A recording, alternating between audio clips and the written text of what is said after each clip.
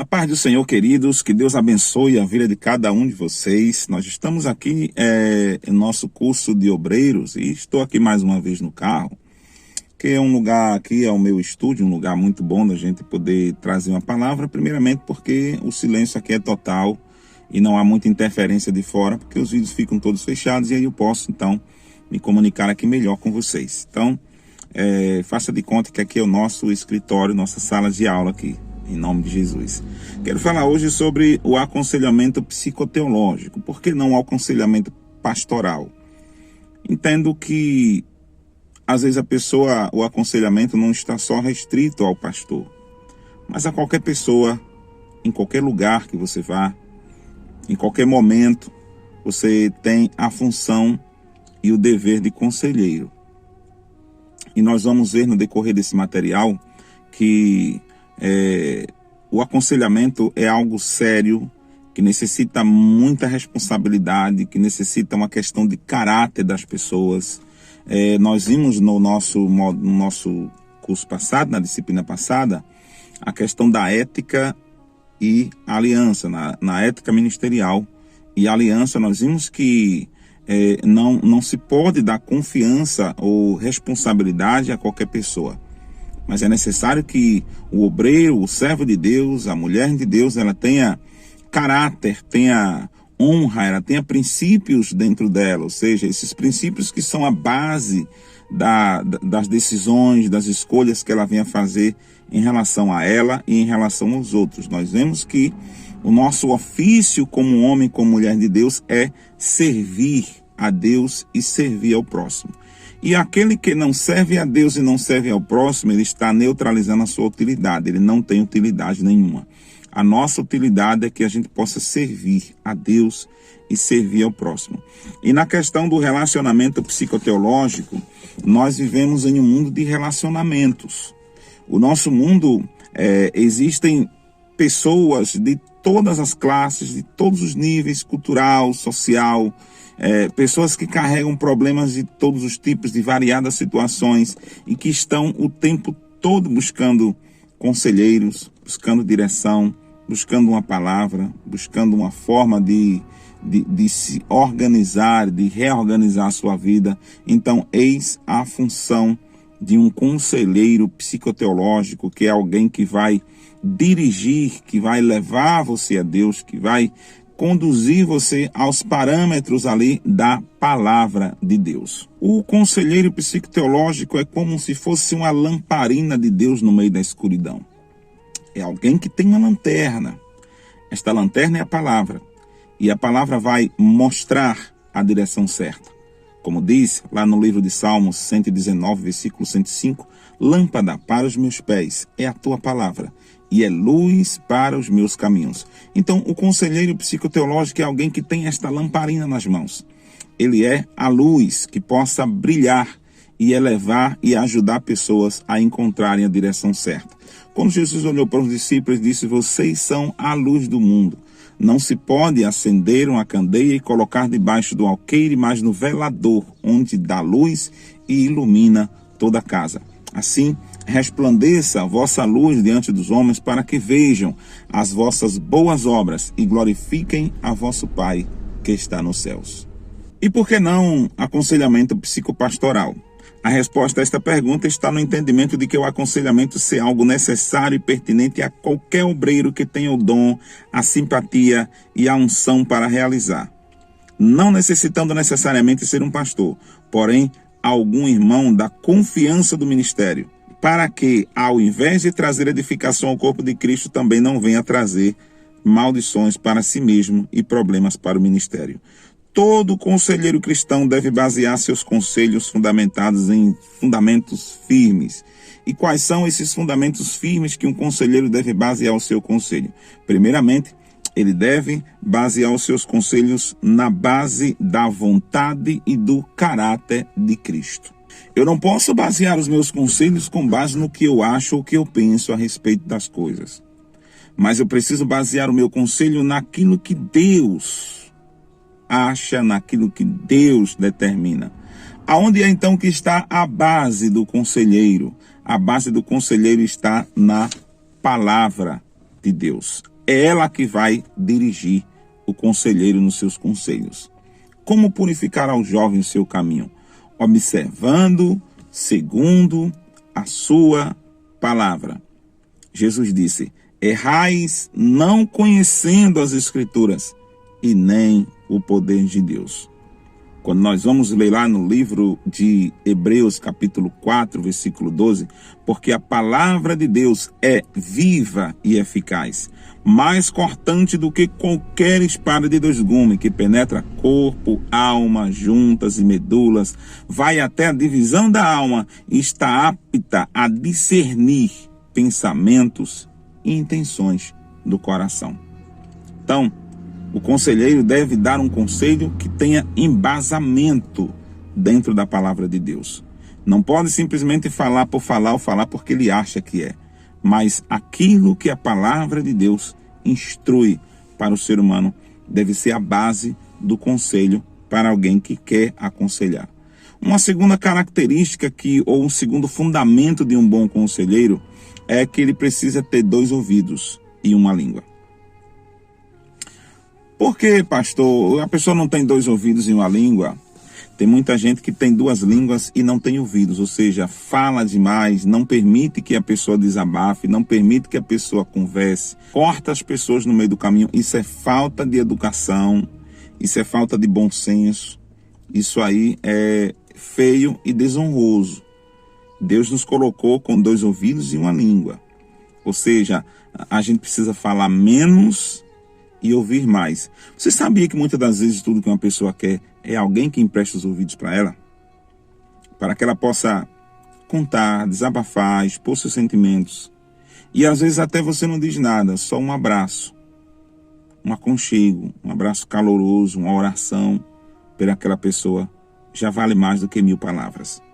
Então, muitas das vezes pessoas estão desesperadas, simplesmente para alguém que ouça, só para poder desabafar. E isso é muito bom dentro do aconselhamento. A segunda base para um bom conselheiro é que ele seja alguém que escute a pessoa que está falando, que escute o aconselhado, que já não vá lá cheio de teses, cheio de decisões, cheio de palavras concretas e vazias, que não tem nada a ver com a situação e nem com a história que a pessoa está vivendo. Mas alguém que vá lá, que se sente, que dedique tempo, que empreste os ouvidos, que empreste os ombros, as mãos, e que esteja ali para orar pela pessoa. Uma terceira coisa, um terceiro fundamento de um bom conselheiro é que ele é um alinhador de pessoas e não um semeador de contendas. Qual a diferença do alinhador de pessoas para um semeador de contendas? O alinhador de pessoas escuta, entende, mas no final ele vai dar uma direção que sempre leve a pessoa ao rumo certo. E o semeador de contenda é aquele que vai ouvir a pessoa e vai apoiá-la nos seus erros. Vai denegrir, vai tomar partido. Por exemplo, é uma situação de um casamento em que a mulher está aborrecida com o marido ou o marido está aborrecido com a mulher. Ele vai ouvir um e vai dizer: você está certo, é assim mesmo. Semeador de contenda. Ou então vai ouvir a mulher e vai ouvir o marido e vai dizer: não, você está certo, é desse jeito mesmo. Tem que ser assim. E na verdade não é isso. O conselheiro, ele é um alinhador de pessoas. Ele vai sempre estar prezando e frisando ali por uma comunhão, por um alinhamento espiritual, para que a vontade de Deus sobre todas as coisas seja ali alinhada no aconselhamento. Se alguém que está ferido ali com um pastor, ferido com um irmão, é necessário que o conselheiro saiba diferenciar situações. Não pode tomar partido. Não pode comprar briga de pessoas. É necessário que seja um alinhador, um pacificador de situações. Jesus disse: bem-aventurados pacificadores, porque eles serão chamados filhos de Deus. Uma outra coisa que o conselheiro precisa entender é que ele é um representante da igreja na casa dos irmãos.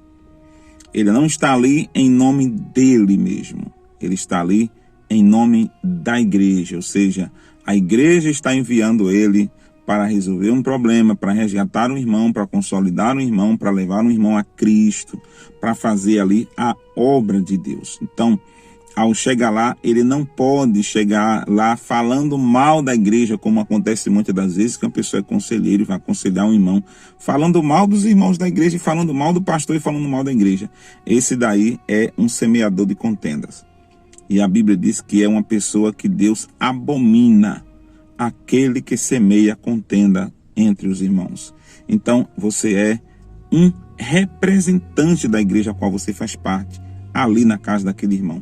Entenda que nós vimos isso lá em Ética Ministerial, e os desfalques de pessoas que não entendem isso, que prejuízos ela pode causar ali à igreja. Então, o aconselhamento não é uma tarefa para qualquer um. É alguém que tem consciência e sabe o que é que ele está fazendo ali. Até aqui nós estudamos bibliologia, cristologia, pneumatologia, antropologia cristã, estudamos ramarteologia, estudamos também soteriologia, linguagem e oratória, estudamos ética ministerial e agora é necessário que a gente passe por essa disciplina maravilhosa que é o aconselhamento psicoteológico. Por quê? Porque acredito que aqui você já tem uma base para que você possa então agir como um conselheiro. Já passou pelas bases escriturísticas, pelas bases teológicas fundamentais sobre Cristo, sobre o Espírito Santo, sobre a salvação, o pecado, a condenação. Já passamos pelas questões das escrituras. Então agora chegou a hora de nós encararmos a questão do aconselhamento. O que é então um aconselhamento psicoteológico? Deixa eu ler aqui para você o que nós temos aqui nesse material. Antes de se compreender a pergunta, vamos entender o que é ser um conselheiro. Ser um conselheiro é ser alguém com experiência, conhecimento e habilidade em relacionamento para ajudar as pessoas a tomarem decisões importantes sobre si mesmas e sobre o que querem fazer e onde querem chegar. Todo conselheiro aponta destino e mudança. Se uma pessoa não necessita de conselhos, é sinal de que ela está bem conceituada sobre quem é e onde deseja chegar, ou é orgulhosa o suficiente para achar que não precisa de ajuda de ninguém ou que ninguém influencie suas decisões. Segundo o dicionário, aconselhamento é o ato ou efeito de pedir ou dar conselhos, orientação, encaminhamento, indicação da necessidade ou conveniência de consulta, recomendação, auxílio ou orientação prestada por um profissional, psicólogo, etc., a uma pessoa nas decisões que deve tomar em relação à escolha de profissão, curso ou afins. Aconselhamento é o auxílio ou orientação prestada por um profissional, psicólogo, pastor, professor, terapeuta, amigo íntimo, mentor, a uma pessoa nas decisões que deve tomar em relação às escolhas da profissão, curso ou na vida em si. Qual a diferença de aconselhamento para psicoterapia? O aconselhamento busca assistir a pessoa na remoção de bloqueios ao seu crescimento, segundo Corey, 1983. Já a psicoterapia seria desenvolvida em um nível mais profundo e teria como foco os conflitos de personalidade com destaque para a necessidade de mudança nessa estrutura, segundo Santos, 1982. Um aconselhamento tem duas abordagens que se definem em relação ao conselheiro e ao aconselhado. A abordagem diretiva é quando o conselheiro ouve com atenção os problemas e deficiências do aconselhado e determina a ele objetivos ao serem alcançados no período do aconselhamento, colhe relatórios prestados e apresenta novas metas a serem alcançadas até chegarem juntos a um resultado. A outra é a abordagem não diretiva. Na abordagem não diretiva, o conselheiro não direciona o aconselhado, mas escuta-o, observa-o, propondo ideias com o objetivo de inspirá-lo a tomar decisões por si mesmo, que cheguem a um lugar desejado. Já ouvi a pessoa dizer o seguinte, que conselho e café toma quem quer. E outros dizem que o seguinte, que se conselho fosse bom, não era de graça. Porém, com a segunda tese, eu até concordo que os conselhos bons, eles não são de graça, eles têm um preço. Por exemplo, se eu quero um aconselhamento profissional no que tange a minha saúde, eu vou fazer o quê? Uma consulta médica. Se eu quero um conselho bom em relação às minhas condições emocionais, eu vou procurar o quê? Um terapeuta ou um psicólogo. Se eu quero um aconselhamento sobre que carro eu devo comprar, um carro bom que eu devo comprar, então vou procurar um consultor de negócios. Se eu quero saber onde é que eu devo investir o meu dinheiro, onde eu não devo investir, eu vou procurar um consultor financeiro. E todas essas questões de consultas, que são na verdade conselhos, são pagos. Tem um preço que a gente precisa pagar. O aconselhamento psicoteológico, ele tem um preço. E quem paga, na verdade, o conselheiro? É o aconselhado? Não. Quem paga é o dono do aconselhado. Quem é o dono do aconselhado? É o Senhor. Ninguém faz nada para Deus sem receber a paga por aquilo que faz, porque todo o trabalho que a gente faz para o Senhor, ele não é em vão. Ele terá resultados positivos na nossa vida.